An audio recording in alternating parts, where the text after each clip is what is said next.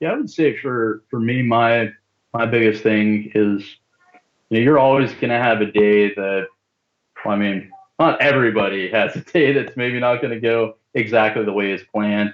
Whether you're going to a studio to record, whether you have a home studio that you're recording in, you're playing a live show. Um, just because things don't go perfect, don't let it get you down. I mean, there's another day that or a next show or a next studio session that you might have. Things are going to get better. I mean, it might get you down on that particular day, but I've been in that position myself and I know it doesn't really feel the best. And it's just like, oh, I'm like, really, really, that show, I messed this up or messed that up. People in the crowd might have not even noticed that you messed that up.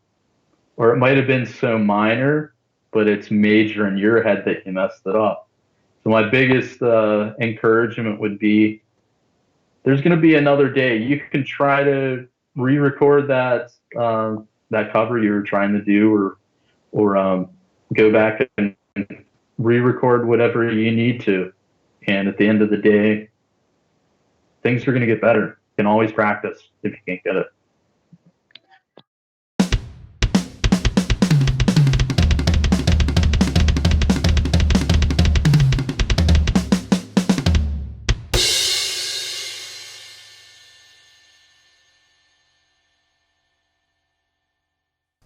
Yeah, that's normally how normally goes in terms of like, as you say, drum therapy, like as we want to call it too. And you did mention a whole lot of stuff in there because you also tied in with one of the questions too, like what sort of gear are you using? So you use Superior Drummer in order to get the drums down and everything because that's how I roll as well.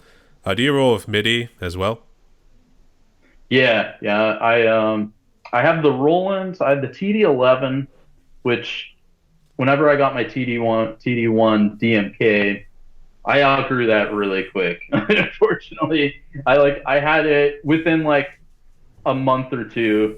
I was just like, for me, and I know some people are, have their different ways that they do things, but within a month, I was like triggering like Steven Slate. I didn't have enough choices for the sounds. Just coming from someone that at one point I had 11 acoustic snare drums when I was playing an acoustic set, and like I obviously downsized that over the years, and I kind of don't like to admit it, but my nice Black Beauty that my buddy and I made, it now has a trigger in it. So I'm obviously, it's no longer my great Black Beauty that played, out at all those shows back in the day. But I mean, to me, it can always be turned back. But yeah, Superior Drummer 3 is my go-to. Occasionally I'll do Slate. Um, I had one recently that I just put up within the last couple days. I did use Slate on that one. I did ABBA. I did the Dancing Queen. I actually went back to Slate for that one. Sometimes I will just pull up one of the other ones I have because I have Addictive Drums too. I've have like all of these samples that I could trigger, and sometimes just pulling one of them up just will influence me to want to play a different song. So that's why I'll sometimes switch it up. Dancing Queen, Superior Drummer 3 first, and I was jamming to it. And I was like, you know what? I'm like, I haven't used Slate in a while. Let me pull up Slate. And I pulled up something that I didn't really necessarily think that it would really fit. And I like started playing Dancing Queen. And I was like, oh man, I'm like, this is it. I'm like, I'm definitely gonna do this cover. And I'm like, I love how it sounds. So it's crazy. I mean, the way that the MIDI and how you can manipulate the sounds, like Superior Drummer 3 though is by far my favorite because I can use the mixer in there, put in my bus channels and all that, and then I don't necessarily have to be getting too crazy in Reaper. Because I mean, you can use your third-party plugins, but you realize at the end of the day, it's just like, oh man, how many hours did I spend on this project? Yeah, I know what you mean too. And I would say, fortunately, with the T25K, I never thought I had to go like very crazy. It was more of like manipulating somewhat of the game, but also I guess what you would call the level. I think that Yeah, actually that would be the level, and then I guess velocity and stuff. whatever the other uh, sliding function was, it actually allowed you Yeah, to like loosen it, or whether it was like downgraded. So, or maybe not downgrade, but if you know what I mean, it decreased the volume, so to speak. yeah. But yeah, Spirit Drummers always came through for me too. And I was trying to think. Did A you little bit say? of a learning curve. Little bit of a learning curve with it. I was a little like intimidated when I first started using it because I went from Slate, I went to Addictive Drums, and then I had Easy Drummer 2, and then I just got to this point that I was needing to do more, or I felt that I needed to do more than what I could. So I got Superior Drummer 3, and at that same time, it was the Legacy of Rock came out, that expansion, and my love for John Bonham and like the Beatles and stuff like that. I was just like, oh, I'm like, I have to get this too. So I got both, and I got the Death and Darkness too. That was So all I Spirit I Drummer. spent a bunch, I spent a bunch of money all at once. Yeah, I imagine they're not cheap either. I know the Spirit Drummer I had to spend on was $400 just to get that whole thing. Sadly, unfortunately, you need up like 200 gigs or something like that too. Note to self: always Yeah. have more than 1 terabyte on your hard drive. That way, at least aren't filling up your Yes. space. Especially in my case too, of doing these interviews, since these eat up space as well. Since I always export them in the 4K, so that's always a big Yeah. plus too. So, But you yeah, did mention about Superior Drummer though is definitely great. Even the core. You don't necessarily need all the expansions if you really know how to manipulate. I mean, I've kind of realized that after the fact that I have all these expansions, I was just like, I'm like, yeah, these are nice to have, but I'm like, if I spent extra time, I probably could have gotten something similar, but it does maybe save you some time in the end if you have something closer to what you were maybe wanting for it. Hands I like a lot. I've been spending a lot of time in there lately. I would say I think it's always buyer's regret when you're thinking of, oh, I should have probably thought about this since it was cheaper, or maybe this had the certain sounds I was looking for. So I know that, but I didn't Yeah. really think about it in this case in terms of Superior Drummer. I was like, this is the one. We're gonna roll with it. I had to dig through the sounds to see like what sort of fit in here and there too. But actually, mine, Yeah. at least on Spirit Drummer, is like what I call the Frankenstein set that I referenced earlier too. So that's why I Oh said yes. could buy like Yamaha and Definitely like all these other stuff. ranking kit. Yeah, That's great. It's just like, oh, I'm using a Ludwig snare. I got Gretsch toms. I got a couple feisty cymbals. Oh, I got some Zildjians, Istanbul. Mix and match. Sometimes that's what works. I mean, yeah. Actually, that's what I thought when you say it was a do-it-yourself sort of kit. That's what I thought you guys were doing. So that's why I was referencing it as the Frankenstein sort of kit there. So Got you. I Oh would yeah, say I do that too. Though. I had to apologize earlier because I was getting ready to jump into the next question about you say you're a part of some groups. Were these original or were these all cover groups? Yeah, back in the day, yeah, I haven't been in any bands recently or anything like that. But when I was in high school, I played like in a youth group. I was the drummer for like the worship songs. So I did that as like a teenager. I then got into like a hardcore Christian band that was like originals, which was interesting at the time. I did that like my senior year of high school, and after I graduated, things just didn't work out. 'Cause, this band member went to this college, the other one went to the other college, and it was just unfortunately it just didn't pan out the way we wanted. Um, I was going to get a chance to go to a studio, and I'd never been to a studio before, so it was kind of just like a letdown on that. There was one other band though when I was in high school that kind of stands out to me. I remember recording like with a boombox, so you can imagine the sound quality. It was just absolutely terrible. I was We imagining like we that's would something play like like we'd play like Bush songs. Like it was a lot of alternative stuff, whether it be Bush or Nirvana, The Offspring, like stuff like that. Rage Against the Machine. That didn't really work out either. It was just like people that were my neighbors, and they come down to my house. They knew I had a drum kit. I once took my drums out to my front yard, and I told my buddies, I'm like, yeah, guys, come on out.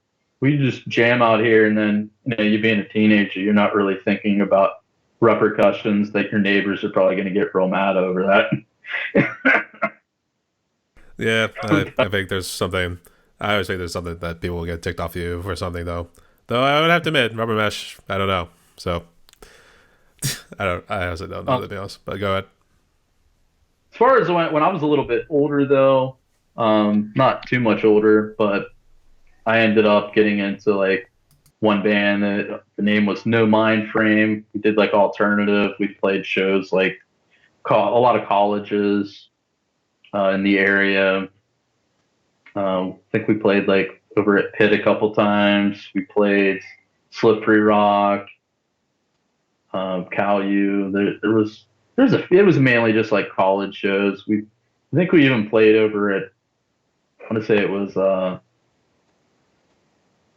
I don't think it's Fun for All. It's the go-karting place that's like in North Park. If you are familiar with that location there, that they had an outdoor stage. They had like go-karts, mini golf. We Oh played a show yeah. there once.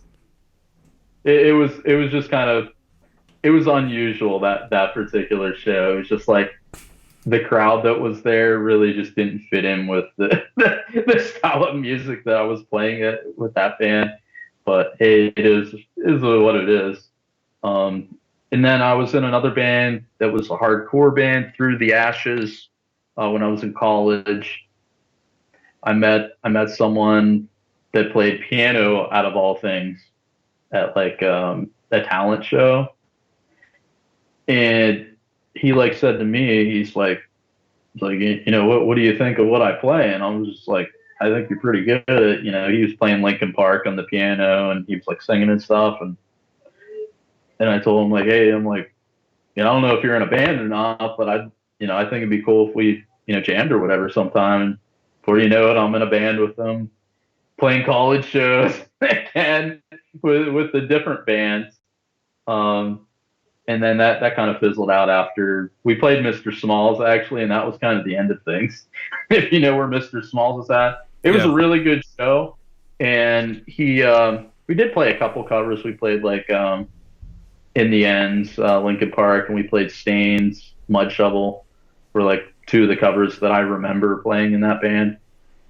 And I just remember him quitting the band like at that Mr. Smalls because like the audience just didn't take to the band as much the way that he felt that they were going to, and he literally like quit as soon as the show was over. He just started like flipping out on everybody, and then he told us all that he was done. And his girlfriend that he had was like, she basically said, well, if you're not in a band anymore, I'm breaking up with you also. Just that insult to injury.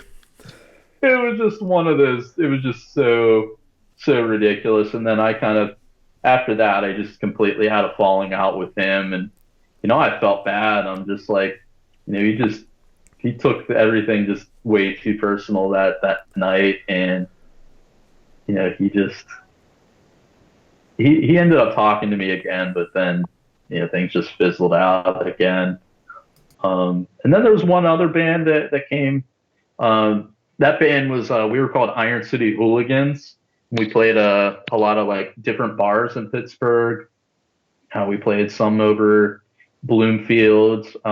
Howlers was one of the bars that we played a lot. Not sure if you do or know that one or not.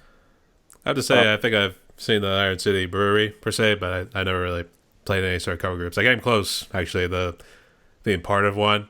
That only lasts for like Okay. just 2 practice sessions, but they moved on with a different drummer. So, but that seemed to be the end because I think that was gonna really conflict with things, especially with working 2 jobs. So I don't know if you can kind of relate to that. But going back to your earlier comment with Mr. Smalls, I actually been in there once. It was actually Okay. it was a Whitechapel concert.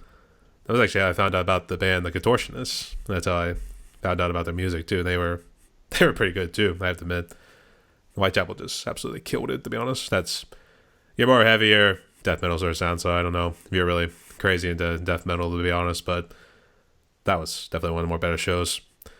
Even though everybody was smoking outside, I'm not really much of a smoker, to be honest. I would drink, so I would say I would drink, but and unfortunately, everybody was smoking. So yeah, no, I hear you.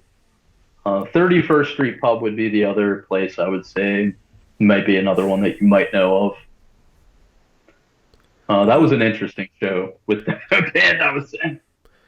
I just say there's a lot of places in Pittsburgh that I've actually not visited. I maybe walked past it, but I really have not really paid attention, to be honest. Because every now and again, me and my parents would go down because we had like tickets to see like a show, for instance, one of those shows at the Benham, or it's what's called the O'Reilly Theater. So those are Yeah, always fun, and then we just go and maybe just go grab a drink here or there. There's actually a jazz club that's actually there now. I don't know if they changed up the inside to kind of give it like an old time sort of look, like maybe those 50s, or at least when jazz was like real big back in the day. hmm, They say it's that, and then there's what's called Redbeards, which I don't think really could fit any sort of cover group or anything like that, given I think the space is a little compact, so it's like real narrow, stretching far back, so to speak. But they have a couple floors, so they can fit like a lot of people, but it's not something that's meant to like hold cover groups or anything like that, unfortunately. So got you. that's really about it. I mean, other than that, I kind of stick to joints close to where I work, so I just gotta keep it that Got you. simple. So I guess you say you haven't really been part of any groups ever since you moved to Florida. No, I mean it was probably a couple of years prior to that. It was like after I want to say that last band, the Iron City Hooligans. That was I had one other thing that I did that was it was more of like a virtual thing that someone asked. They remembered me from high school and they reached out to me. They're like, "Hey, can you track a song for my niece or nephew or something?" It was just like, yeah, I'm like, send me it. I'll let you know what I think of it or whatever, and I can track something for you if you want. But I haven't really, I haven't tried to be in a band down here either. You sometimes, you have other things you're kind of worrying about. I know I still wanted to play, but I've seen a couple bands since I moved down here before the kids were around. That's when we used to go to all of our shows. And my wife and I, we used to love to go to shows. There was actually a '90s like alternative festival when we moved down here back in, let's say it was the 2015 or 16, and it was just like a bunch of different ones like Fuel, Everclear, Toad and the Wet Sprocket. Like all of them were there, like all together. It was like your dream, like alternative slash pop rock kind of concert. We saw Vertical Horizon. Um, I got to see Hell Yeah a couple times actually before Vinnie Paul had passed. So I always wanted to see Vinnie Paul play the drums. So I was happy and fortunate that I did get to see him play twice in Hell Yeah. And that scream live, hearing the singer chat, obviously Mudvayne.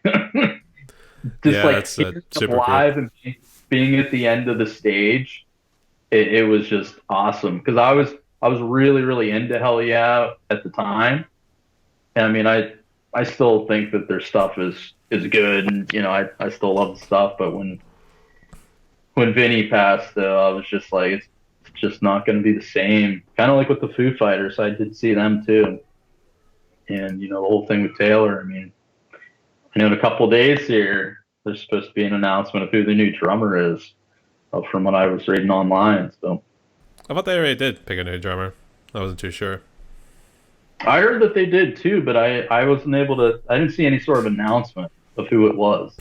So it's like one of those things. Yeah, they've obviously picked them, I think, but they haven't really told everyone who it is. I guess they just picked a session musician just to fill in the shoes, or did they cancel after Taylor Hawkins had passed? They canceled all their shows. Yeah, yeah, they had like a couple like remembering Taylor shows. They aired the one show, the one that was overseas, I believe. I watched that one. But for some reason, the one that was in California or Vegas, they didn't air that one. And I was just like, that would have been cool if they would have aired both of them because I almost had this just like wanting more. Like I wanted to see more remembrance because like Alanis actually was performing with them in California or Vegas, and I'm just like, that probably would have been pretty cool. Yeah, that would have been nice. I've only been used to the Foo Fighters maybe for like their big hits, The Learn to Fly, Everlong. Monkey Wrench is always a fun one to play. So, Yeah. but rest in peace to Vinnie Paul and Taylor Hawkins. Actually, Yep. I would like to see Pantera, but now it's like, I'm not sure I really want to see it because it's Zach Wilde on lead guitar, and you have Charlie Benante on drums, both of which phenomenal musicians. But is it really Pantera then? So I don't know. Yeah. We'll have to see, but we'll leave it up in the air for now. But I'm gonna have to make a decision soon because I know they were coming to Pennsylvania, not coming to Pittsburgh. They go to Burgettstown instead, which I that seems to Oh, be okay. that seems to be where most of the big ones seem to go. And then every now and again, some artist comes into Pittsburgh and goes into one of those venues. So to be determined. All right, Nice. all right. So we're almost out of time right now, and I still got a few questions, but this one I'm actually going to mold two together, which kind of deals with your YouTube channel and COVID. So I guess, Yeah. did COVID influence you to start YouTube, or did you already start YouTube and then just let it roll from there and then see what happens, and then COVID had some sort of play in it? As far as the channel, I mean, I had started my channel. I don't remember how many years back now. I'd have to go to my channel to see how many it was back. But I want to say I started it back like 2000, just a guess, 2011. And I actually had an injury. I almost cut my finger off. So I that kind of set me back a little bit on my channel. I had recorded two videos back then, and then after that, I took a little bit of a break from like doing that. And then within like a year or two, I had a second injury. I was in a competition, actually, a unicycling. I ride a unicycle. It's another thing I do. But I was in the United States Championship, and I got injured. I kind of overdid it, to be honest. I probably shouldn't have entered into. It was like the second to last event, and it was one of those that I performed in almost all the events, even if I didn't feel like I was maybe the best person that was really going to be competitive. I just wanted to say that I had the experience of trying, and yeah, I ended up hurting my ankle real bad. I ended up having to get surgery for that. And then in the midst of that's when I moved down here. And I would say 2018 is when I started like really talking to my wife and telling her that, hey, I think that I really need to get my YouTube channel back up and running. So it was like basically a year before all the COVID stuff that I felt like I was starting to post, um, you know, quite a bit more consistently. Me getting that electronic drum set is really what kind of had me take off back to getting drum covers on my channel. So the COVID stuff didn't really necessarily affect me too much. I would say it probably gave me more time to be able to do the covers because I did get sent home to work from home. And then, my workspace became my drum space. So it's just like during the day, look over that I'm, working. I can always, just go over to my drum kit on 5 or 15 minute break, go jam and, play a song. So I would say in a way, it probably encouraged me to play more because I can go on my lunch. I can jump on my kit. I've tracked a YouTube cover before on my lunch on a day that, my wife is out and about with the kids or whatever, and I might start playing a song and be like, hey, you know what? It feels like I'm having a pretty on day. I might as well try to track it. And sometimes it goes as planned, other times not so much. That was kind of the same way too. But are they trying to force you to go back into the office now, or are you able to stay there full time? No, yeah, they told us till further notice we're not going back to any sort of office. And That'd be so nice, I'm dude. okay with it. I mean, you kind of you get used to it, I guess, and it's definitely a different dynamic. I mean, you get used to not seeing as many people. I mean, that was kind of the biggest thing for me is, it was nice seeing some of the people face to face, but at the end of the day, I'm just like, if you're as efficient or more efficient at what you're doing and you're at home, then I guess it is what it is. Absolutely. Actually, they're forcing me to kind of go 3 days in the office, but I'm kind of alternating between each week, so like doing 2 and 3. So hope I get away with it for a good while. So we'll have to see what happens at some point. But good to see you made it through COVID. I guess you had no brushes with COVID. You were all good and everything. You and the family were okay. My son, he actually had it, and I don't know how I didn't get it. It was just like one of those crazy things. I'm just like, I don't know how he had it. Like he had a birthday party, and he ended up getting it at his birthday party, and he was home for however many days from daycare, and yeah, I mean, my wife and I, we were like, we had like the home testing. We actually went to one of the testing centers just because we're just like, we've been helping him like hand and foot. We don't know how we wouldn't get it, but every test we took, we were negative. So we just were like, we don't know how we didn't get it. But to this day, I mean, to our knowledge, we haven't got it. I know that people can be asymptomatic and whatnot, but I haven't But got it yet, to my knowledge at least. that's what I would say. That's what I would say. It was probably is. You probably had it, but it was like real brief, and it like just went away Yeah. afterwards. So I don't know. It's a strange thing, the immune system. So let's get into some fun questions right now, since COVID always seems to be a little bit of a downer at times. So it's always good to at least slide onto some fun questions. So I Sure. guess first off, do you drink by any chance? Just occasionally. I'm more or less. I like ciders. Would be my go-to probably. Or is, are you a big Angry Orchard or those Reds sort of apple ciders? Oh, the Angry Orchards, like the Sinful Apple is probably one of my favorites. My man. And yeah, if Actually, I there's love like those too. local places that have ciders, that's usually my go-to. Like if I see a local place down here in Florida that has like a cider on tap, it might be something interesting. I'm usually more than happy to try it at least, or some of them have like a cider flight. So I'm not like a huge drinker, but yeah, ciders would be my go-to. I would say Um, I've always loved the green apple from the yeah, Angry Orchard. That one's always love it. All right. woodchucks were really good for a while. Back years back, the one band I was in, I remember being introduced to woodchuck ciders, and that was kind of my thing for a while. And then cider jack, and I then was I like, kind of, I haven't heard about those ones, so I'm not familiar with them.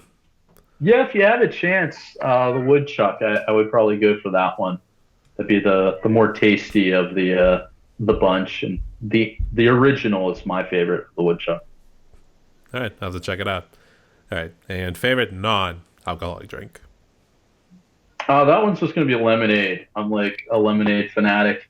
I like make my own lemonade.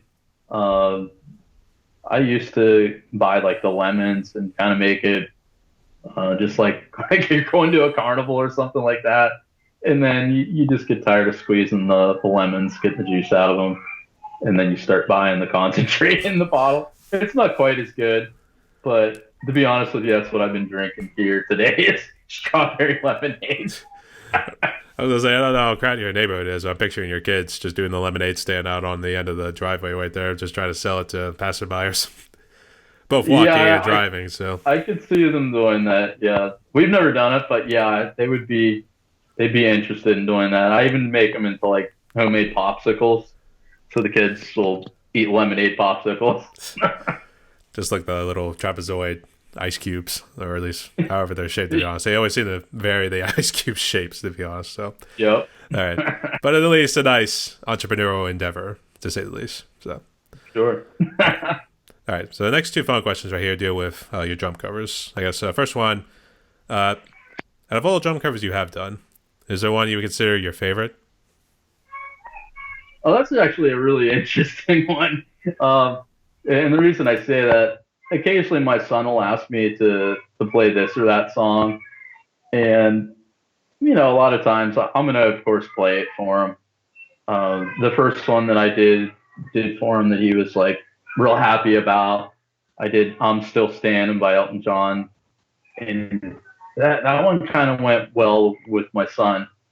And then he was really obsessed with Spider-Man and Spidey and his amazing friends in specific.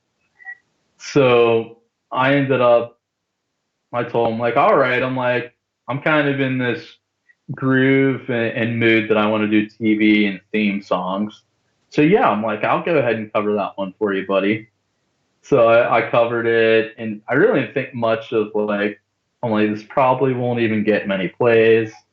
I'm like, it's a singer of Fall Out Boy that does the theme song, and I went pretty far back with the Fall Out Boy stuff. I don't know, to me a lot of their stuff is really fun to play on the drums. Some people might say it's overly poppy, which some of it maybe is, but it is fun to play on the drums, and you can kind of go a little crazy and just go out of bounds a little bit when you're playing it, just whipping your arms, flailing around maybe a little bit. But yeah, I did the theme song to that, and just like it kind of threw me back of how many plays I was getting because it just seemed like YouTube was recommending like this video for a lot of stuff. I was the only one that had that theme song on YouTube.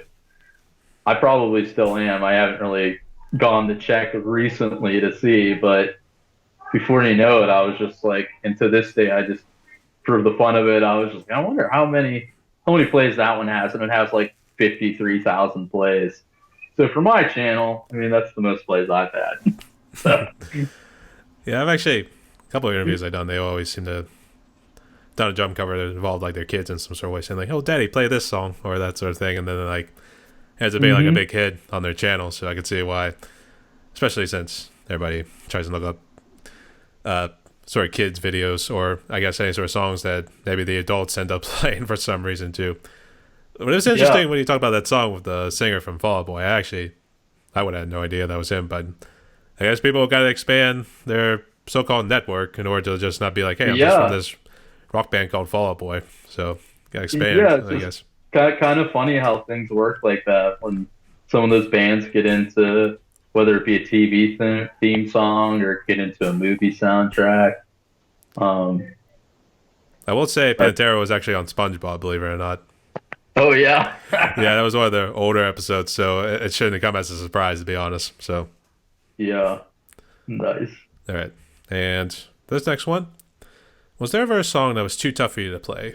Did you either give up or did you come back afterwards to finish? Yeah, I would say that's happened a few times.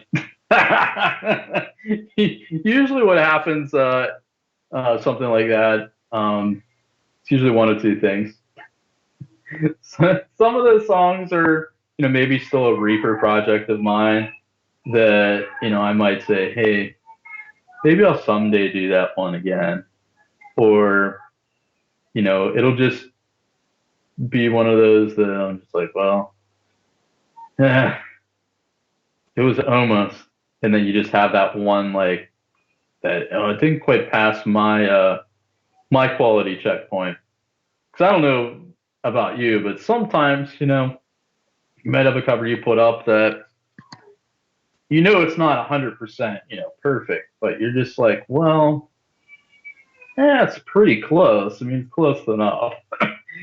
So sometimes that'll happen. But to be honest with you, I have a couple Led Zeppelin songs that I've started projects on, and I started obsessing over like the sound of the drums, and I'm just like, well, I'm like, it doesn't sound quite as clear as I want it to sounding exactly like John's kit, and you just start obsessing over it, and then I'm just like, yeah, that fill wasn't clean enough.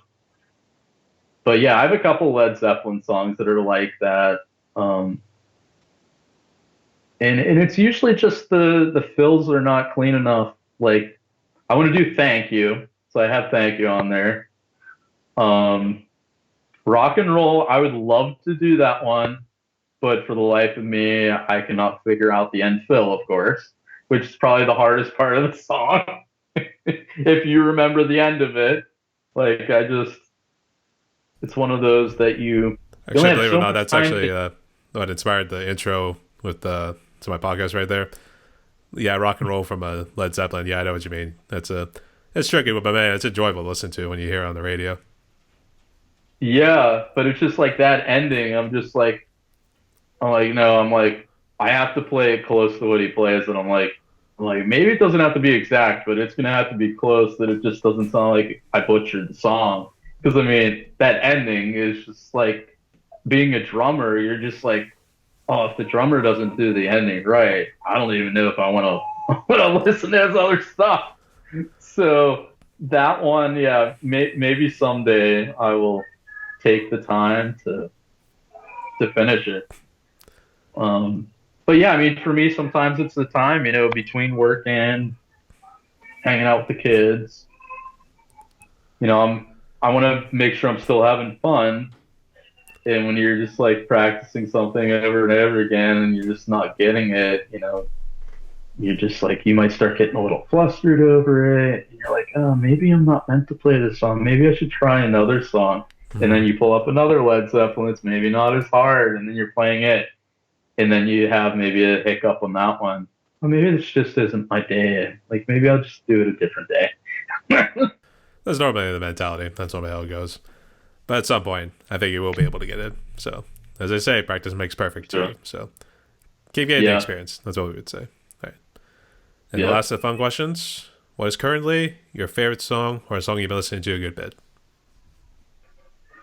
Oh, that one's actually really hard. I listen to so many songs, like every single, whether it be a 50s, 60s, 70s, 80s, 90s. Currently, I am kind of in that Led Zeppelin mindset still. I did see a Led Zeppelin tribute band a couple of weeks back. So I've been listening to a lot of Led Zeppelin within the last 2 weeks. Um, I can't say there's just one song that I'm listening to. I would say probably just like their hits collection of whether it be rock and roll, um, on the levee, pretty much all of them. Dazed and Confused, um, is the river. I mean, really just any sort of Zeppelin hit song remains the same. I've been listening to just so many of them. Between that and listening to Queen, those are probably going to be my next ones that I'm going to be working on for the channel. When I'll release them, I don't know. I have like 30 in my backlog right now. So Yeah. when I'm going to put them up, I don't know. And there's kind of a drawback to that too of having too many in your backlog because you start doing things a certain way, and then I'm just like I listened to one of my old covers I did maybe a couple months ago, and I'm just like, oh, if I redid it now, I can make it sound better now, or I would do the audio a little bit differently. And then I'm just like, well, no, I'll put it up, and then people still like it. So I'm just like, well, I'm like, I guess it's maybe just in your head sometimes at the end of the day of what sounds good to you 6 months ago, and that you've improved within 6 months that you can make it sound better. But it's all fun. I mean, at the end of the day, I have a blast. That's what it all comes down to. Yeah. I was gonna say you forgot about No Quarter from Led Zeppelin. That was another good one, but I think there's a lot of breaks in between with the drums. So I know it's maybe not the best sort of one to do a drum cover on, but actually, Tool, believe it or not, did a I do cover on that like that. song. Tool actually did a Oh cover yeah, on No Quarter, so yeah, check that one out. That one has at least a lot more drum work in it too, given that Danny Carey is such a beast at it too. So, oh yes, all right, yes, yes. all right. So good luck on your journey there, mate. I think we'll have to see how your catalog comes out in the near future. I don't know if you do like once a week or do you try to like release as many as you can at once? I typically do once a week. Sometimes I might do a couple. It's just it's all in my mood sometimes of the week. I'm just like, well, like I did this pop one. I'm just like, now I'm like, I need some rock music this week too. It's usually that'll be what happens. I might put something up that's a little bit softer, and to me, I'm just like, well, I'm like, it sounds good, but it might not be displaying as much of the drumming that I really wanted to for the week. So then I'll put up more of a rock song Hmm. or something heavier to make up for the lack of. Because there's some songs that there might not even be drums in, and that in my mind I'd like to do a cover of it and add my own drums in, but those aren't usually going to be like real drum heavy songs. But to me, well, this is what it would have sounded like if there were drums, and you can kind of do your own rendition. But something like that, I'd probably do two covers of that week just because I'd feel, well, I can't really get to see that much drumming in that song. I'm like, got to keep interest of everyone for the week, right? Something like that, yeah. But I know how you feel too, so that's why I kind of jump around with some of the genres. Where, well, I should say total genres is mainly between like rock, alternative, and metal for me at least, since that seems to be what my drum covers Yeah, are. So recently, I've been kind of doing a lot of sure. Silverstein for the alternative because I need to finish up their album When Broken is Easily Fixed, and I actually just got one. So I think after this song and after it's posted and everything, I only got three more left. So here's hoping. Nice. Fingers crossed. All right. Awesome. So, Bill, we are almost at time right here. Did you have any questions for me or any final words you want to say before we jump into the last question? No, I think I'm pretty good. I'll say we talked for an hour and 30 minutes, too. So, this is one of our Yeah, more longer I ones. was just yeah, I was just like thinking, I'm like, oh, how long it's been? I'm like, oh yeah, it's been a while. Yeah. So, all right. So, for the last question right here, I always like to ask this because I like to at least get people's so called 2 cents on it and given what COVID has done and everything, too. So, here's how the question goes. What sort of message of hope could you give to musicians and people out there as we try to get back to some sort of normalcy after COVID? Yeah, I would say for me, my biggest thing is you're always gonna have a day that, well, I mean, not everybody has a day that's maybe not going to go exactly the way it's planned. Whether you're going to a studio to record, whether you have a home studio that you're recording in, you're playing a live show. Just because things don't go perfect, don't let it get you down. I mean, there's another day that or a next show or a next studio session that you might have. Things are going to get better. I mean, it might get you down on that particular day, but I've been in that position myself, and I know it doesn't really feel the best. And it's just like, oh, I'm like, really, really, that show, I messed this up or messed that up. People in the crowd might have not even noticed that you messed that up, or it might have been so minor, but it's major in your head that you messed it up. So my biggest encouragement would be there's going to be another day. You can try to re-record that cover you were trying to do, or go back and re-record whatever you need to. And at the end of the day, things are going to get better. You can always practice if you can't get it. Spoken like a true prodigy. All right. All right. So, Bill, we reached the end of my podcast right here, and we did talk for a good hour and 30 minutes right now, I guess. Did you have any final words or any shout outs you want to give before we close? Yeah, I have one big shout out to give, and I really appreciated Ash actually inviting me to the drum tuber. Um, it was something that I saw him post something about it, and then he kind of directly messaged me like kind of what it was all about. And then I saw that big Metallica collaboration. I was like, this looks pretty cool. And then I got the invite for the collaboration with him, and he kind of looped me in about the drum tuber and told me he'd love me to be a part of it. And the community, I mean, I've been in other drum communities in the past as well, and just the encouragement that the drum tuber community has, I mean, it's been fantastic. And being in the chats too that are taking place, it's really nice to have a group of other drummers that are so encouraging. So you don't always get that. I mean, just because you put a drum cover up there on YouTube, not everybody's going to like it necessarily. It just a lot of really positive people in the group, in my opinion. Absolutely. It's a good thing to be a part of as well. Especially getting to see drummers in around the world as well and seeing like what sort of covers they're doing as well. I know Ash, Yeah. he's doing good things too. I think he's starting to try to replace Drumman 190 at this point because I haven't seen too much of Yeah. Drumman recently. I think he's doing more of covers, or I don't No. know if he's still on break or something. I don't know. We need Drumman back. I don't know. Drumman, come back. Let's have this nice little fun competition Yeah. between you and Ash. So we'll have to see how it goes. Yeah. But like I said, it's good to have you along here, Bill. And maybe at some point Yeah. we could do a collaboration or something. Maybe revisit one of Yeah. those alternative sort of songs or something along the line. I have to think about it because the list could be pretty extensive when you think about it. So, Oh yeah. all right. There's so many songs out there. Do tell. All right.